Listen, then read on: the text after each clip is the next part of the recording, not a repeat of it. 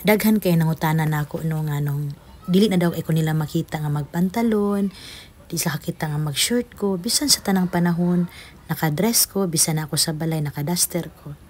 Maigsoon, while nga magtanaw mo ani nga video, naaday mi ani sa Falls View Cam, dinhi sa Osmeña, akong ipadayag ninyo ang kamatuuran. Unang-una, niabot yun ang panahon nga gusto ko nga magbago.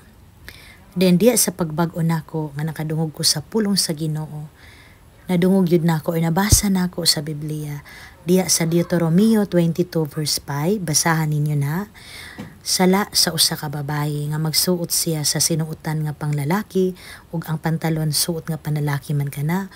Ingon man ang lalaki nga magsuot sa sinuotan nga pambabaye. Kung kinsa man ang magahimo niini, gikasilagan sila sa Ginoo. Dayon kanang atong pagsuot sa sinuotan nga dili ta babayi tan-awon, dili man ta balaan pagatan-awon. Sumaot to nga nakadungog ko ato, hinay-hinay ko nag-usab, dili inanak kasayon, pero gikuha ra nako pinaagi sa pagampo nang ngayog og tabang sa Ginoo nga usbon ko niya. Kung usbon man ko niya, di lang kay sa batasan, apil gyud ang akong mga lihok, ingon man ang akong mga sinuotan. So kung maghiskot tag siksi ni agi jud ko ana, pero yun nga lang nangandoy man kog langit igsuon. So kung mangandoy tag langit, buhaton jud nato ang mga requirements pang langit.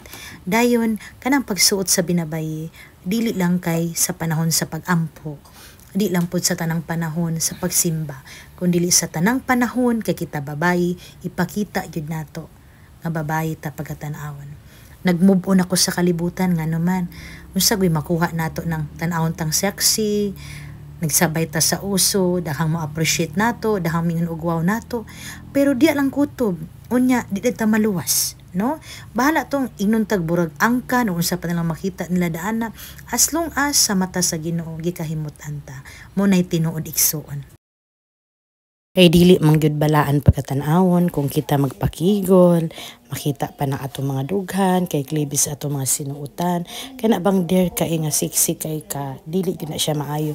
Okay ra magpa-sexy ta, basta sa formal nga pamaagi, dili nang maghatag tag pagtintal ug pagpakasala sa uban.